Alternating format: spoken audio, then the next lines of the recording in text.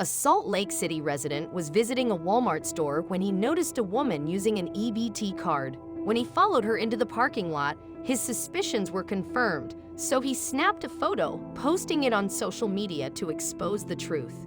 Vincent Janosko was growing increasingly fed up with what he suspected was rampant welfare abuse taking place in our country. As the annoyance he felt over the issue escalated, he saw something while shopping at Walmart that really made his blood boil. And that's putting it nicely. To be quite frank, what he witnessed downright pissed him off. The only question is, should it? You decide. She didn't speak English, used an EBT card, then climbed into that. Vincent wrote on Facebook alongside the photo he had snapped of the woman he had just witnessed using welfare to pay for her groceries. Indeed, it appeared the unnamed welfare recipient was jumping into a pricey, luxury-grade SUV with her free food, courtesy of the American taxpayers. I work 7 days a week, out the sis, and put a steady oil supply into my 1991 Ford. I don't get an EBT card, Vincent wrote, explaining why the site left him fuming. Why? He asked rhetorically. It's sad.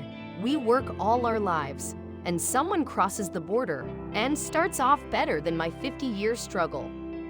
Immediately, critics found Vincent's post offensive and even accused him of racism. Vincent decided to edit the post, adding a fact that points out the naysayers' glaring hypocrisy. This post does not say what language she spoke. Everyone assumes Spanish. If the shoe fits, wear it, he added to the photo's caption, but it did little to quell the outrage some felt over his remarks.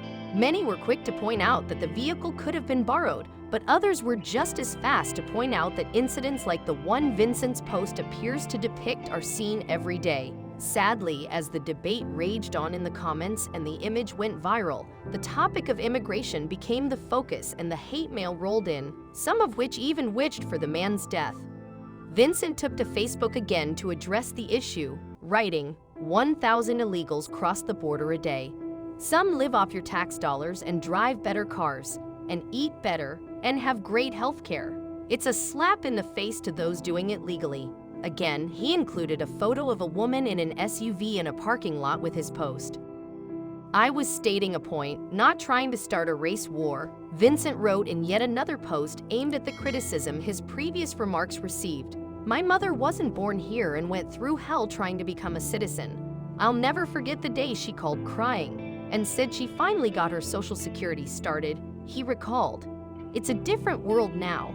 I go to Mexico, and on the border, the Mexicans here legally hate illegals with a passion, he furthered. A relative of mine is 48 years old and has been here since age 5 and is still going through red tape to become a citizen. Vincent continued, trying to explain why he has issues with illegal immigration. It's just not fair. Any race or nationality here illegally shouldn't be allowed to jump in front of someone doing it legally. Then, to top it off, those trying to become legal have to foot the bill for the illegals also, he added. So keep your boots on, the shit's gonna get deeper. Vincent then decided to address the copious threats he had received for sharing his opinion. Oh, and don't ever think a threat goes easy on me, he wrote. I've been down that road, here and overseas, and this hound can still hunt. So peace to all and knock lightly on my front door. If you've ever been to the supermarket after a long workday, only to see someone using an electronic benefits transfer, EBT, food stamp card who appears not to need it, it's easy to understand why Vincent Janosko felt frustrated.